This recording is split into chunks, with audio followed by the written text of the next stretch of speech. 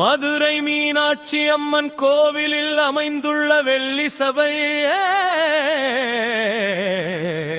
ராஜத சபை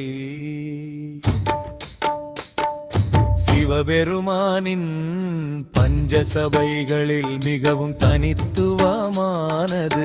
இதன் சிறப்புகளை கீழே காணலாம். கால் மாறி ஆடிய தாண்டவம்.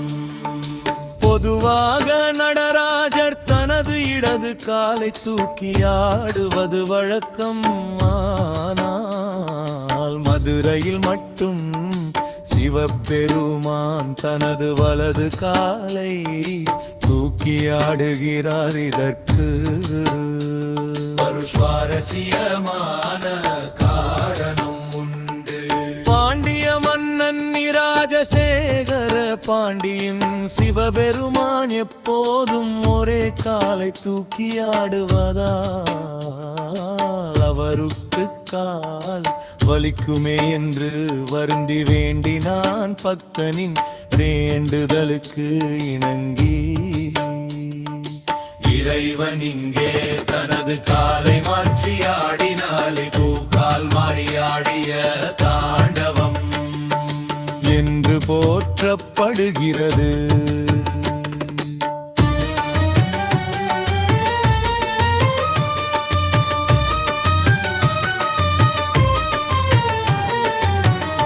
வெள்ளியம்பலம் சிதம்பரத்தில் பொன்னால் வேயப்பட்ட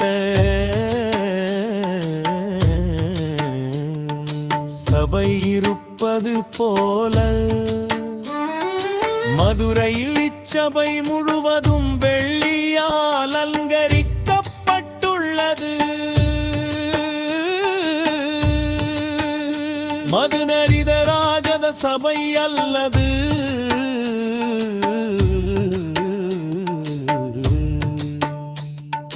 வெள்ளி சபை என்று அழைக்கப்படுகிறது. கால் மாறி ஆடிய தாண்டவம். கால் மாறி ஆடிய தாண்டவம். மதுரை கோவிலின் சுவாமி சன்னதிக்கு அருகே இந்த சபை அமைந்துள்ளது. இங்குள்ள நடராஜர் சிலை பிரம்மாண்டமான தோற்றத்துடன் நுணுக்கமான வேலைப்பாடுகளுடன் கூடிய பெரிய திருவாசியுடன் பிரபா காணப்படும். சபையின் தரை தூண்கள் மற்றும் மேற்கூரை என அனைத்தும் வெள்ளிமயமாக காட்சியளிக்கும். ஆன்மீக முக்கியத்துவம்.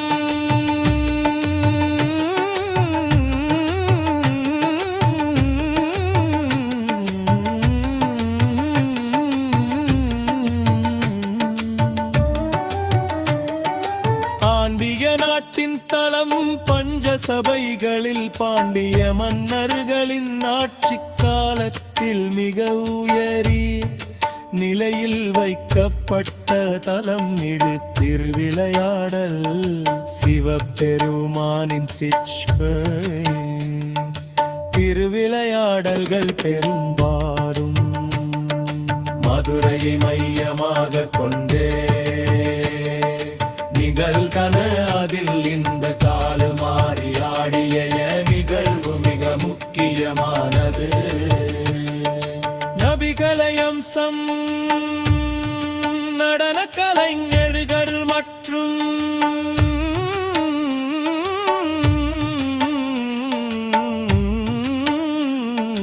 சிற்பக்கலைஞர்களுக்கு இந்த வெள்ளி சபை ஒரு பெரிய உத்வேகம் அளிக்கும் இடமாகும். மற்ற தலங்களில் இல்லாத மாறுபட்ட கோலம் இங்கு மட்டுமே தரிசிக்க கிடைக்கும் ஒரு அபூர்வ காட்சியாகும். மதுரைக்கு செல்பவர்கள் மீனாட்சி அம்மனை தரிசித்த பிறகு இந்த வெள்ளி சபையில் உள்ள நடராஜரின் மாறுபட்ட நடன கோலத்தை தவறாமல் தரிசிப்பார்கள்.